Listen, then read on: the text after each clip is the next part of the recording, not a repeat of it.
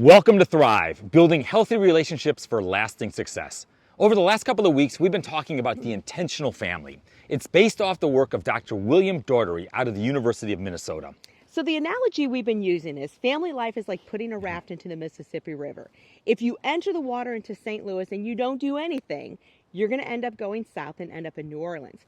However, if you want to go north or stay in St. Louis, you have to work hard and you actually have to have a plan. I don't know why anybody would put a raft into the Mississippi River. I'm from St. Louis. Yeah. But let me one more point. You have to be intentional with your plan. In the same way, when it comes to your relationships, when it comes to your family, without a working plan for your family's journey, you will likely head south toward less closeness, less meaning, and less joy over time.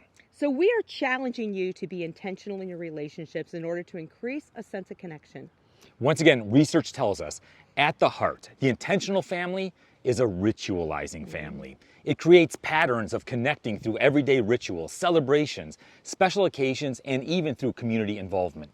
So in our culture, the tyranny of the daily schedule creates opportunities for both family connection, but it also is there for family conflict. And today we want to focus on the morning rituals. It's an extremely important time and opportunity for connecting and setting the tone, not only for the morning, but for the entire day. So are your mornings rushed, extremely hectic, and even conflictual as you attempt to get out the door? So we have two adult daughters who are very different in their morning routines, and they both work 12-hour shifts. The one makes her breakfast and lunch, lays out her clothes, packs her bag. Everything is done the night before. She lays out her clothes for 3 days. The Yeah. other daughter? Whoo! She will putz around the house, drink coffee, make breakfast, watch TV, scroll through social media, and then all of a sudden runs around like a crazy person looking for a uniform, scrambling to find food and breakfast, and then she always loses her keys. She leaves the house with a major attitude. So how do you think that sets her tone for the day? And if you have kids, it can be stressful to get the kids ready for school, can't it?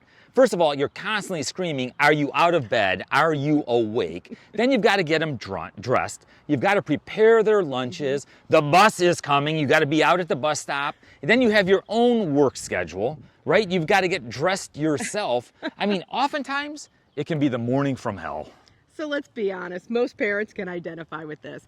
A negative morning routine rather than a positive family ritual. So if there is already stress in the relationship, a negative morning routine will only exacerbate the stress. So how do you go from a negative morning routine to a positive family ritual? We want to share some practical ideas. Okay, the first thing is introduce a transitional phase. Now, I know this may be difficult for some of you, but here's what I would challenge you to do. Get up 20 minutes earlier. Have a cup of coffee, relax a little bit. Place a high priority on talking and connecting to your spouse. Talk about your plans for the day. You see, the transition phase will provide opportunity to connect and to set the tone for the morning and the day. If you have children, then begin the parent-child morning ritual. Yeah, see, having a plan and just a little bit of pre-organization will go a long way. Here are what some couples do to smooth out the parent-child morning ritual. Lay out their clothes, pack their lunch, and get their book bag ready the night before. Then wake up your child, stay with them until they get up and into the bathroom. And then possibly you could prepare a special breakfast to make getting ready just a little bit more attractive.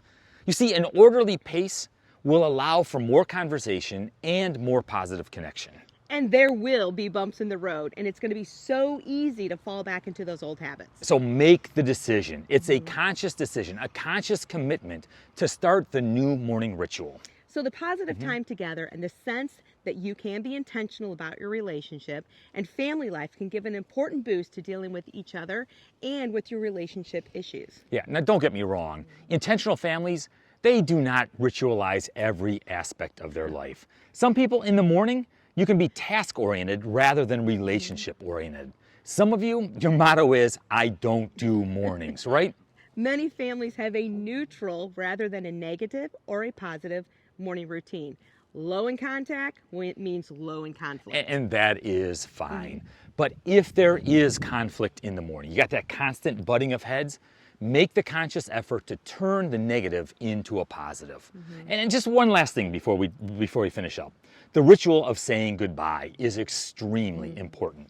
Connection rituals do not always need to be said in words. Yeah, but consistency is a key. A kiss, a hug, no matter how the morning went and no matter how you're feeling. You still do it. And if you're out the door earlier, if you wake up before everyone else wakes up, you go into the bedrooms, give them a kiss on the forehead, tuck the kids back in.